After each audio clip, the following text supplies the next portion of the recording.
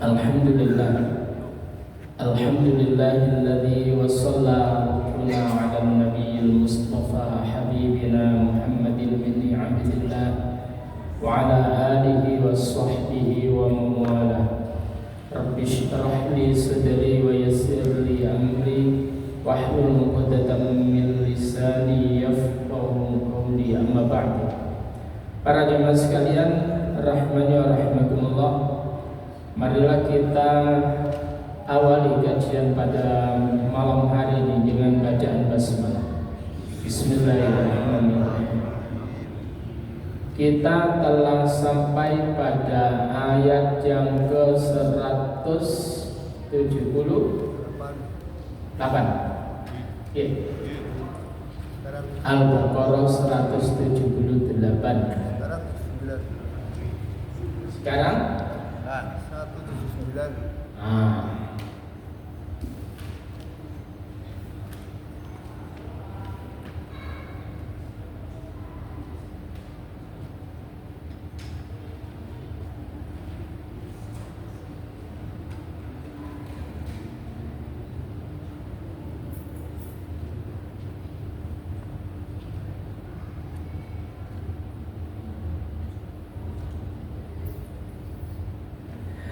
أعوذ بالله من الشيطان الرجيم. بسم الله الرحمن الرحيم. ولكم في القصاص حياة يا أولي الألباب لعلكم تتقون.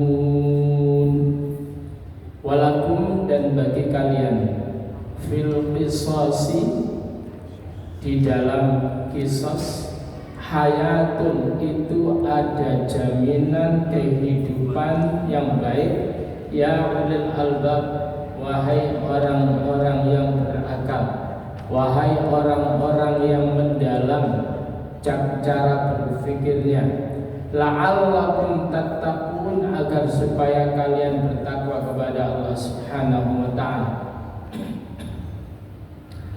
Para jemaah sekalian, rahimani wa rahimakumullah, pada ayat sebelumnya bahwa Allah Subhanahu wa ta'ala itu adalah mewajibkan untuk melaksanakan hukum qisas, hukum yang sepadan, yang membunuh dihukum bunuh dan seterusnya.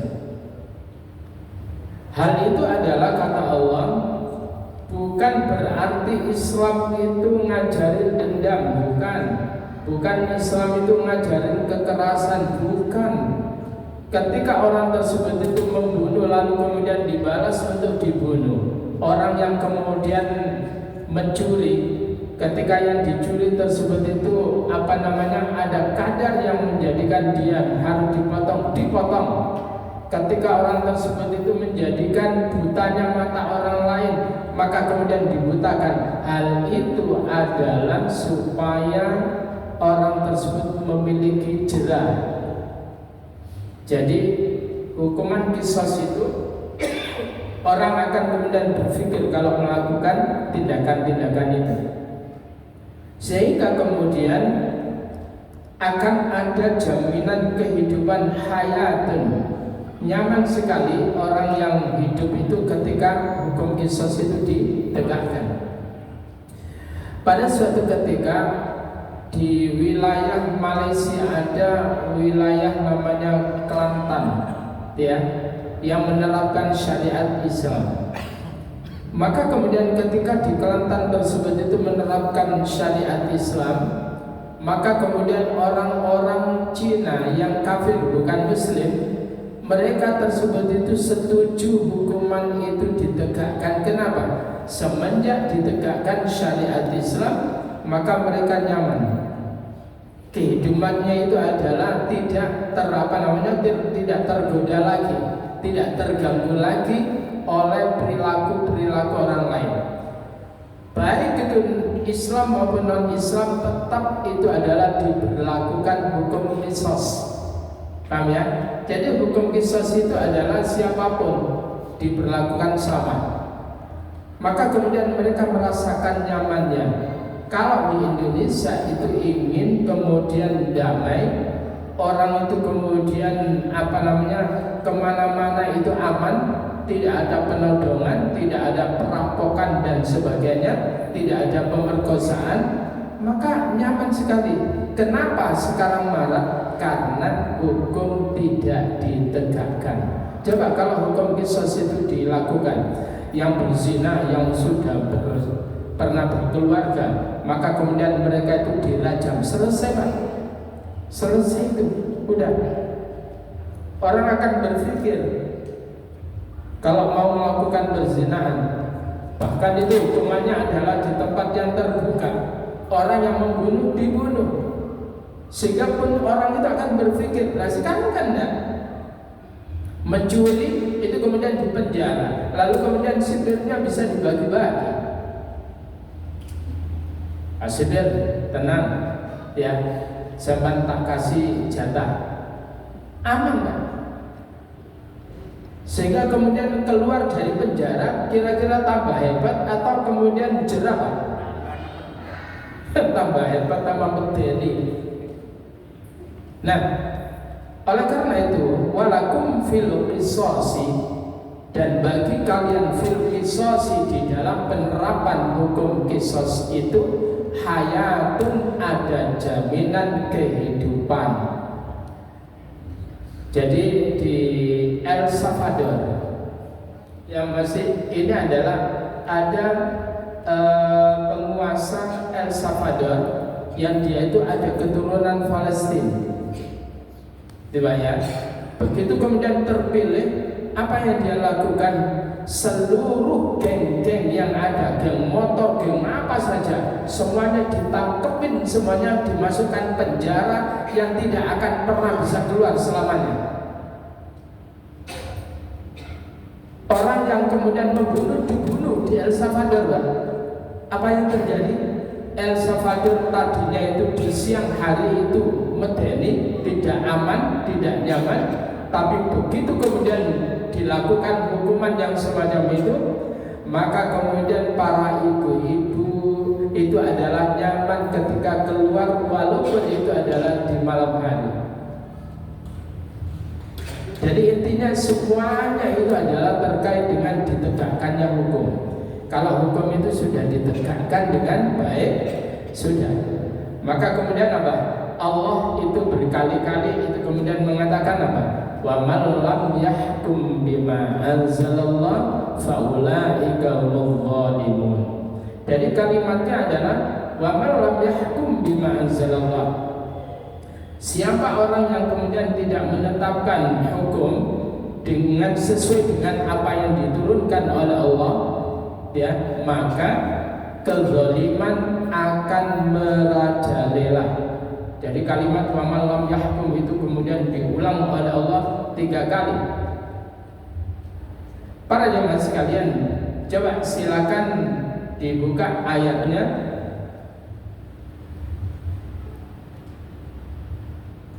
Yaitu pada ayat yang ke surat Al-Maidah ayat ke-45. Mulai 44 ya. Al-Maidah ayat 44 sampai pada ayat yang ke-45.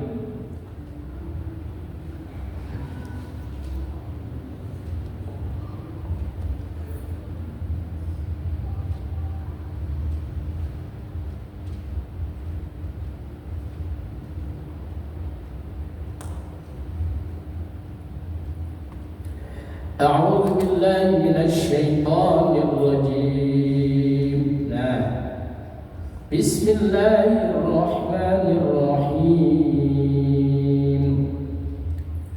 Inna anzalna at-taurata fiha hudan wa nur yahkumu bihan nabiyyun الذين أسلموا للذين هادوا والربانيون والأحبار بما استحفظوا من كتاب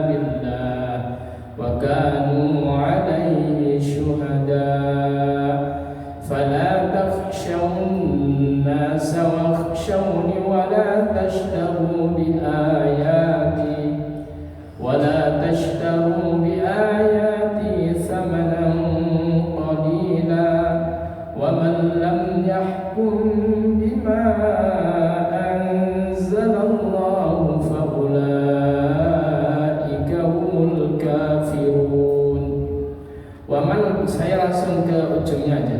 Waman lam yahkum bima anzalallah, dan siapa yang tidak menetapkan hukum bima anzalallah dengan apa yang telah Allah turunkan, yaitu wahyu, tidak berdasarkan wahyu yang diturunkan oleh Allah, faulaika humul kafirun, maka mereka itu adalah orang-orang yang kafir.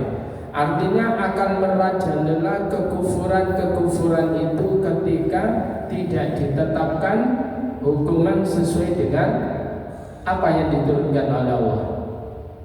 Lalu kemudian apa? Wa katabna alaihim, dan kami tetapkan alaihim atas mereka, fiha, di dalamnya, annan nafsa bin nafs.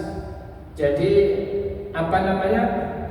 Orang yang membunuh itu adalah ditetapkan untuk dibunuh. Orang yang menghilangkan nyawa, hukumannya adalah dihilangkan nyawanya. Saya tanya Pak, adil nggak gitu? Adil. Jadi kalau ada orang kemudian, lah ya hukum kok kejam, wong membunuh kok dibunuh. Lah orang yang membunuh itu kejam, maka kemudian hukumannya adalah setara. Tapi seringkali apa? Ketika umat Islam melakukan hukuman yang semacam itu, mereka menyatakan kejam itu. Mereka itu adalah tidak melihat bahwa yang membunuh awal itu adalah orang yang kejam. Kalau dia dibunuh karena salah, tapi yang awal dia dibunuh itu karena apa? Ya karena sepeda motor katanya, karena ngelamar anaknya tadi terima. Bukan karena salah. Maka kejam sekali. Yang membunuh apa? Maka hukumannya dibunuh. Ya. Nah saiki pembunuh mlebu penjara, marine ditebus metu Pak. Apa gak medeni?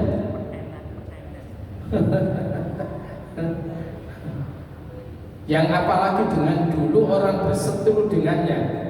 Awas kau. Itu Pak. Lalu kemudian apa? Wal aina bil ain. Dan kemudian apa? Mata dengan mata. Kalau dihilangkan matanya, penglihatannya, ya harus dihilangkan penglihatannya. Wal anfa bil anf.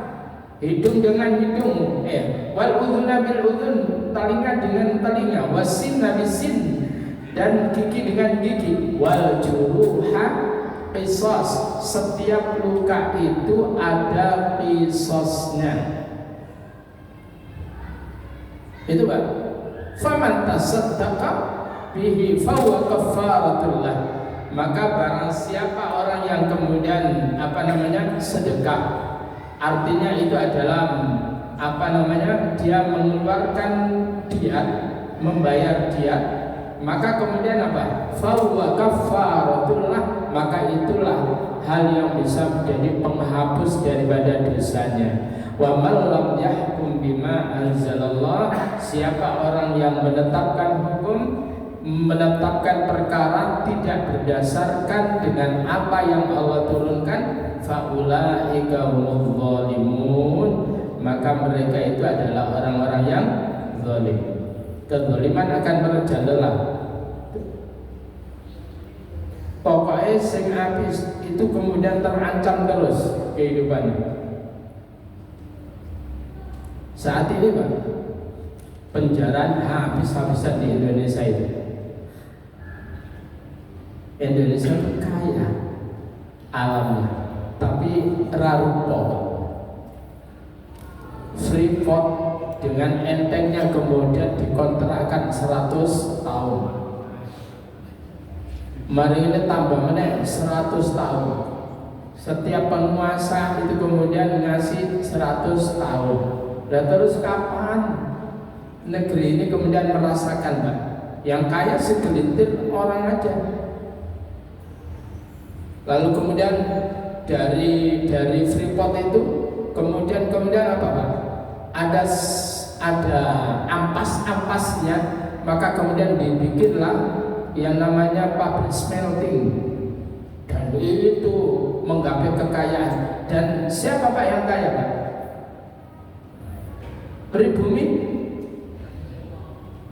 Ya, kebagian banjirin, kebagian alam yang menganga. Sedang yang kaya-kaya itu di Jakarta sana. Nah, para jamaah sekalian, rahimani wa rahmakumullah. Ya mbok Indonesia kok iso yo apes ngono. Ya. Oke, berikutnya.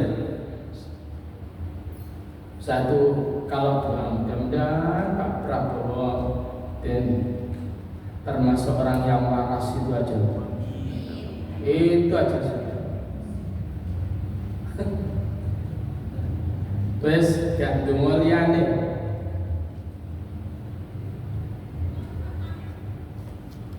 Mosok kabeh gak waras kabeh. Nah, oleh karena itu Allah itu menggunakan diksi ya ulil albab. Dan bagi kalian dalam penerapan hukum kisos itu hayatun, ada jaminan kehidupan ya ulil albab. Dulu sudah pernah saya terangkan itu. Albab itu jamak daripada lubun. Sudah pernah kan? Halo? Kali lubun.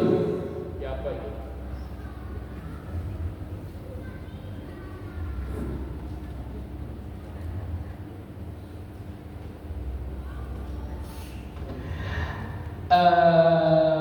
Lubun.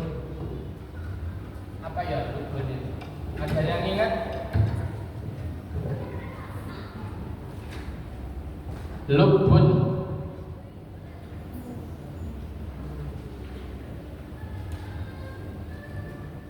Lubun itu jamaknya adalah albab.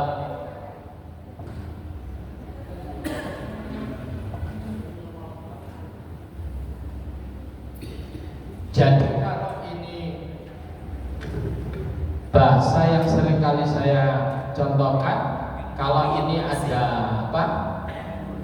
Nah, kelapa, bukan kepala ya. Lalu kemudian dalam kepala ini kelapa itu ada lapisan-lapisan. Mari anaknya. Ini adalah lapisan pertamanya sepet. Sepet itu sabut. Sepet karena leher dikunyah sepet. Lalu kemudian lapisan berikutnya setelah sepetnya dihilangi ganti apa, Pak? Batuk. Batuk itu apa? Tempurung.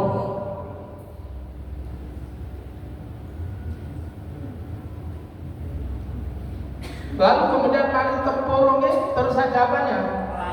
Nah, ada kelopoi. Wah, ini gajeng apa dagingnya? Nah, jenengnya apa? Kelopo gitu. Kelopo. Lalu kemudian setelah itu ada apanya ini? Lah, enggak ono biasanya lah wis matenge nemen ada.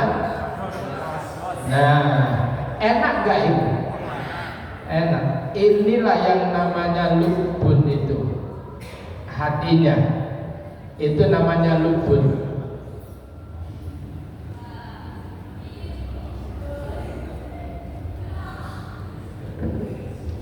Maksudnya apa itu? Bahwa untuk sampai ke sini membutuhkan perjuangan, kudu buka seperti kudu buka tempurunge, kudu maringene cikalane, mari ini kemudian baru di dalamnya. Tapi lah sik nombak gak ono iki. Gak ada kan? Nah, artinya lubun itu orang yang kemudian berpikir sampai inti masalah, itu namanya ulul albab.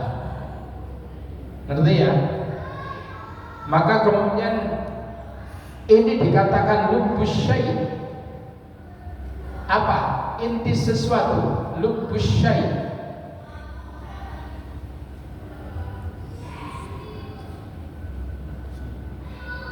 Inti sesuatu. Dari lubun ini kemudian kalau ada anak yang cerdik pintar sekali, itu namanya labibun. Ya. Udah? Maka kemudian Allah menggunakan kalimat walakum fil qisasi hayatun ya ulil albab. Bagi orang yang mikirin tenangan, Mbak, maka hukuman qisas itu ada jaminan kehidupan yang nyaman. Itu, Pak. Yang kasihan itu yang lemah, Pak. Lapor malah masalah.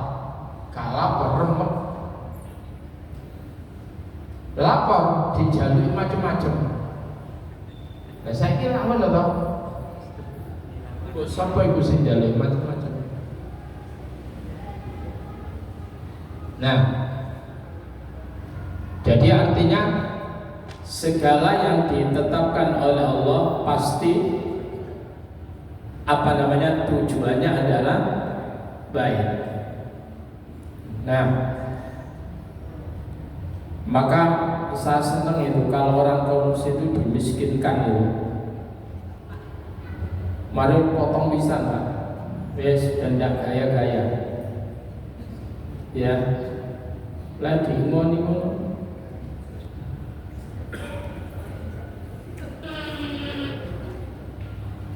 Susah. Ya, sekarang kita masuk padanya. Ayat 180.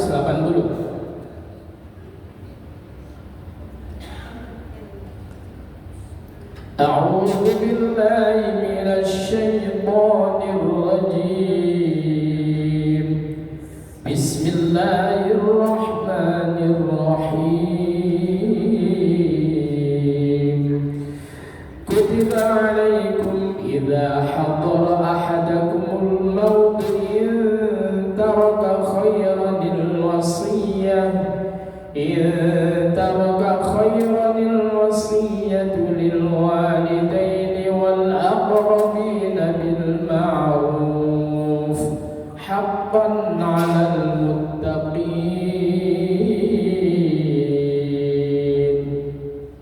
Kutiba iki dudu bahasa Indonesia. Aku telah datang. Kutiba telah diwajibkan. Ya, itu kutiba.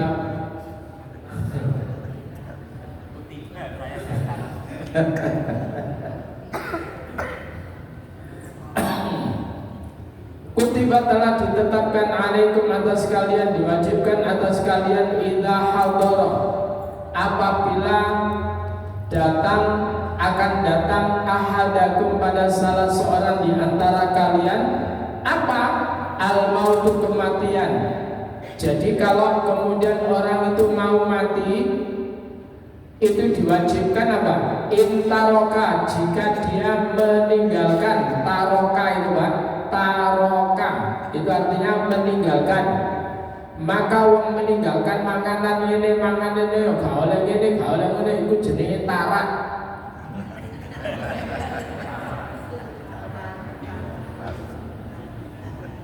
Lalu kita mari ini kemudian wong itu dia mulai meninggalkan sing gak gena-gena, itu jenenge tirakat. Ya toh? Jadi tirka bahasanya itu adalah barang tinggalan, harta peninggalan, itu namanya waris. Paham ya? Jadi gitu Pak. Ikut corot Arab itu sampai makanya orang Indonesia ini bahasa Arabnya dipakai hari-hari itu lebih dari 60%. Oh, segangan dulu tenan ini. Makanya orang Indonesia itu belajar bahasa Arab itu jauh lebih gampang. Karena bahasa Indonesia banyak menyerap itu bahasa Arab Pak. Apa itu syarab? Syarab itu artinya minum kan, diserap, diserupin. Nah kan? Kan gitu. Jadi diwajibkan alaikum atas kalian idza hadara, apabila telah datang ahadakum pada salah seorang di antara kalian, akan datang pada salah seorang kalian al-mautu, kematian, la'iyarupin mati, itu diwajibkan intaroka, jika ia meninggalkan khairan, harta yang baik.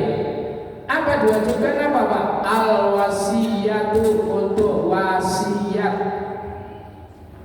Kepada siapa wasiat itu? Lil walidaini, untuk kedua orang tuanya, wal aqrabina, dan sanak kerabatnya, bil ma'ruf, dengan cara yang baik, haqqan, dan itu adalah merupakan hak alal muttaqin, atas orang-orang yang bertakwa.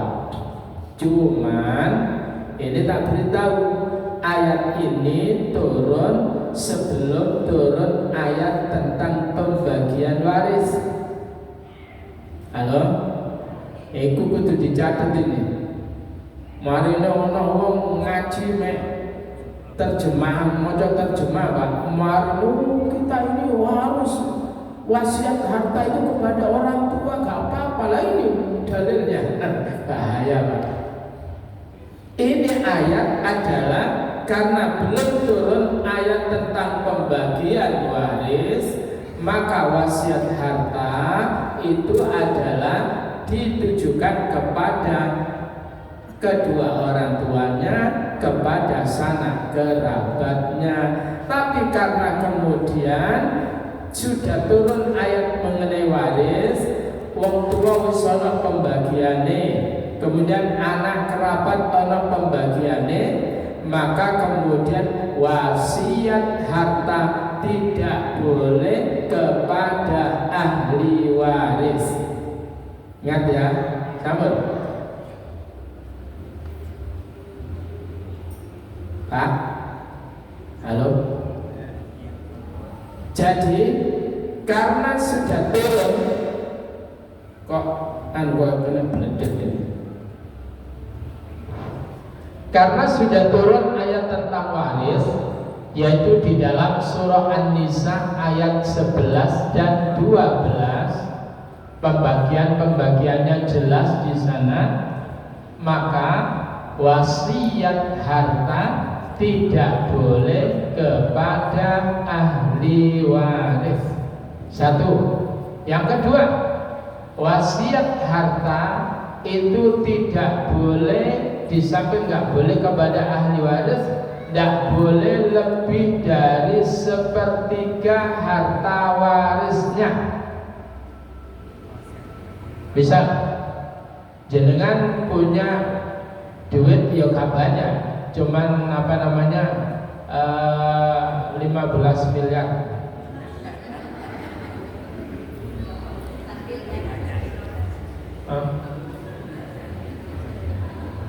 Sepertiganya berapa? 5 miliar. Nah, sampai kemudian wasiat harta 5 miliar itu adalah boleh, karena itu adalah sudah sepertiga maksimal, itu sudah setelah dibayar hutang. Ono uang Pak, hartanya ketemunya adalah 5 triliun Pak. 5 triliun. Sewenang Pak ahli warisnya.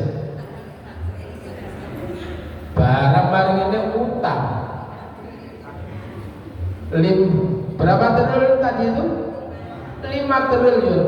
Utangnya 5 triliun itu 9999999 sampai kemudian hanya sisanya mek 100 juta tok.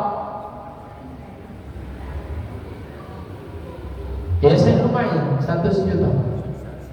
Lalu kemudian setelah dibayar utang itu adalah tinggal 100 juta, maka kemudian kalau wasiat harta nggak boleh lebih dari 1/3 dari 100 juta itu. Paham ya? Ojo di apa jenenge wasiat bayar utangnya dhisik.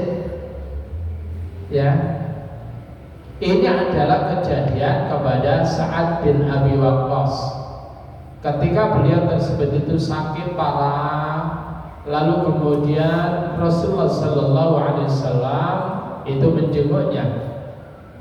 Maka kemudian Sa'ad bin Abi Waqqas mengatakan, "Ya Rasulullah, aku ini telah sakit parah sebagaimana yang kau lihat.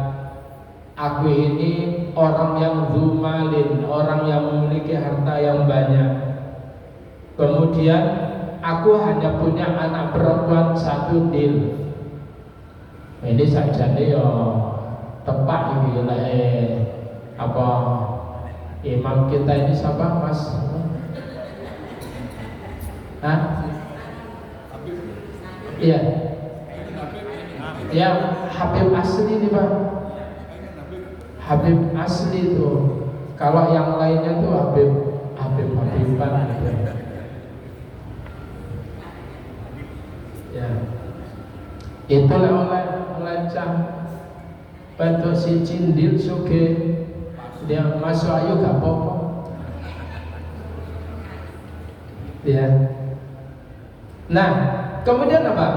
Setelah itu Sa'ad bin Abi Waqqas itu mengatakan, "Ya Rasul, bagaimana kemudian aku wasiatkan hartaku ini semuanya?" Ojo, bagaimana ya Rasul kalau separuhnya ya Rasul? Enggak boleh.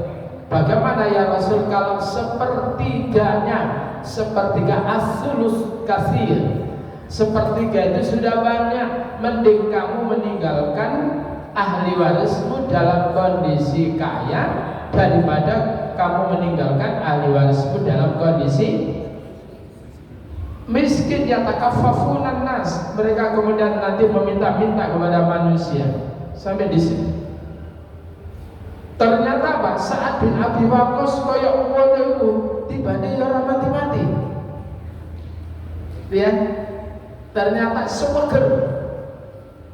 Nah, para jamaah sekalian, jadi ini yang harus difahami. Ayat ini adalah tentang wasiat saat belum turun ayat tentang pembagian waris. Paham ya? Nah, ini kudu dicatat ini. Kalau enggak kemarin ini bahaya Pak. Jadi ayat ini secara hukum itu adalah apa namanya dinasah karena sudah turun ayat tentang pembagian warisan. Nisa ayat berapa ya? 11 dan 12. Tetapi kemudian kalau wasiat itu wasiat harta kepada di luar sana boleh, tapi gak boleh lebih dari sepertiga. Paham ya? Nah, monggo jenengan itu kemudian apa namanya mau wasiat itu apa toh? Titip-titip pesan-pesan yang diungkapkan ya tentunya masih hidup. Kalau sudah mati gak iso ngomong. Ya toh? Jadi wasiat itu diucapkan ketika masih hidup. Kemudian pelaksanaannya wasiat itu adalah kalau sudah Nah, lah kok sing diwasiati mati disiki. Terus ya diwasiati sesuk ya tolong lo catatan baru mati Pak.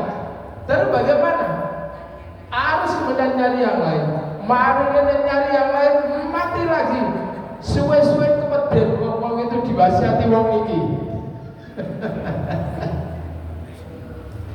Wasiat itu bisa gugur, Pak. Wasiat itu gugur manakala barang atau harta yang diwasiatkan itu adalah habis duluan. Coba ya. Wah, ternyata kemudian ya Allah hartanya habis untuk kemudian ke rumah sakit parah. Ya maunya hartanya banyak, tanahnya ning ngene kono wae. Mari entek mulane wong sing gak duwe-duwe itu dilarang sakit. Betul ya? Begitu juga sing sugih-sugih ojo mikir loro. Berpikirlah untuk sehat. Regone sehat iku larang moro-moro dadi wong larat dadak.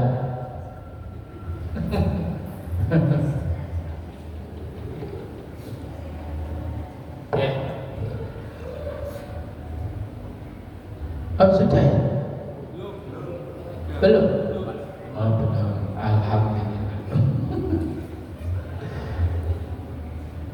Para jamaah sekalian, ini masih ada kaitannya dengan ayat berikutnya, yaitu ayat yang ke-181, 182, baru nanti 183 pindah bab tentang puasa.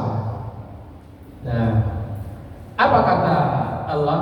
Faman baddalahu ba'da ma sami'ahu fa innama ismuhu 'alal ladzina yubaddiluna innallaha sami'un 'alim. Ada orang wasiat, Pak. Wis wasiat wis kena. Mari ngono katakan wasiat tentang apa? Tentang tanah. Tanah ya Pak, sing diwasiatno iku maune buri Pak, buri. Biasanya kalau tanah neng gene buri ku larang ta. Murah tak? Begitu kemudian ono landasan tol.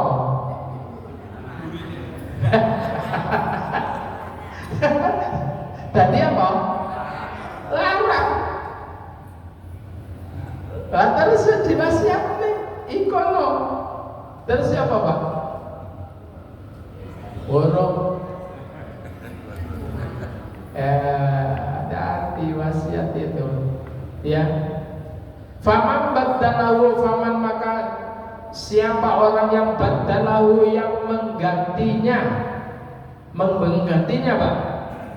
Jadi ba'dama sami'ahu, dari setelah apa yang ia mendengarnya, isi wasiat itu wis diurungono marine diganti ambek wong iku.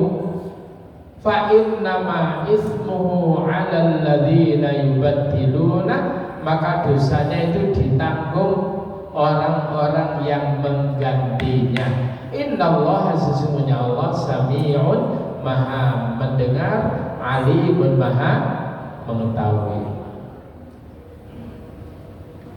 Para jamaah sekalian rahmani wa rahmakumullah. Jadi udah isi wasiatnya itu apa, maka orang yang diwasiati itu tolong yang amanah.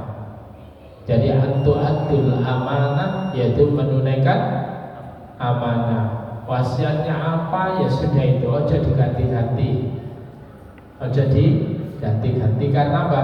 Jadi apa ya, sebetulnya Pak, saya katakan ini, sebidang tanah, katakan di masjid ini punya saya, ya. Lalu kemudian sementara yang diwasiatkan itu adalah mepet nggone saya, luas, ngerti ya? Itu diwasiatkan dan itu hitungannya adalah tidak sampai sepertiga daripada harta yang ditinggalkannya. Lalu kemudian saya karena kemudian posisi tanah saya itu kecepit, nggak payu, ganti bang, ngerti? Saya memposisikan ke tanah yang diwasiatkan itu. Nanti tanah bapakku gini, loh teman saja, ya gini itu tanah aku lah, ngawur lah. Paham ya? Jadi mengganti wasiatnya, kalau mengganti yang lebih baik boleh, tapi kalau mengganti yang lebih buruk jangan. Jadi orang-orang yang mengganti isi wasiat dari setelah ia mendengarnya, fa innama ismuhu 'alal ladzina yubaddiluna, maka dosanya ditanggung atas orang-orang yang menggantinya itu. Innallaha, sesungguhnya Allah, Sami'un, Maha mendengar, Alimun, Maha mengetahui. Misalkan wasiatnya digunakan untuk masjid, lalu kemudian tanahnya itu sajane yang diwasiatkan itu kecepit Pak, kecepit. Wis minae timbangane iku digawe masjid ku aksese ya sora. Wis minae nggonaku wae ya, wis tak ijoli nggonaku. Ngerti ya? Tak ijoli nggonaku, aku gak apa-apa ning ngene mburi tapi kan tok nggonang nggih masjid gak apa-apa. Maka itu boleh. Paham ya? Jadi kalau dia mengganti dia yang lebih baik boleh, tapi kemudian mengurangi jangan. Itu satu. Lalu kemudian mengganti begini. Ada orang-orang yang diwasiati dari bapak ini karena sugih, gue jadi isinya gini. Sesuk ya iku lek aku gak ono, tolong iku kekno anak angkat awak dhewe. Anak angkat itu kan gak boleh dapat harta waris Pak. Maka kemudian wis iku arek iku kok lek aku gak ono ya iku aku pesen gawe arek iku. Ngerti Pak? Lalu kemudian lah sing kono iku gawe sing iki, gawe sing pokoknya bukan ahli warisnya Pak. Setelah itu kemudian diganti posisinya tidak sesuai dengan apa yang diwasiatkan, maka yang mengganti itulah yang menanggung dosanya. Oleh karena itu Pak, jadi kalau ada wasiat itu tolong pertama untuk saat ini Pak, tidak cukup tanda tangan di akta notaris, tapi kudu ono videone, ngerti ya? Sekarang ini harus ada videonya, tanda tangannya itu nyata real, harus ada saksinya. Lek enggak Pak, saiki wong pinter-pinter. Ada teman itu mlebu penjara Pak, karena tanda tangan, orang diwoco, orang di foto, ternyata kemudian nilainya itu dirubah Pak,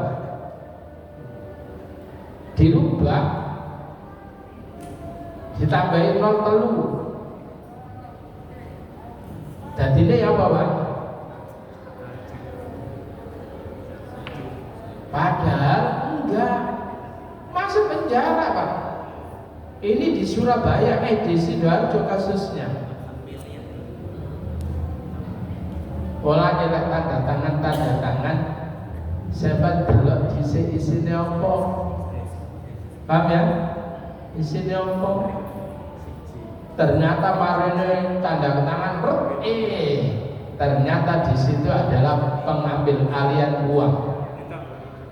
Habis sudah. Banyak Pak kasus ini, kasus yang semacam. Nah, sekali lagi bahwa mengganti wasiat itu adalah dosa. Tetapi nanti pada ayat yang 182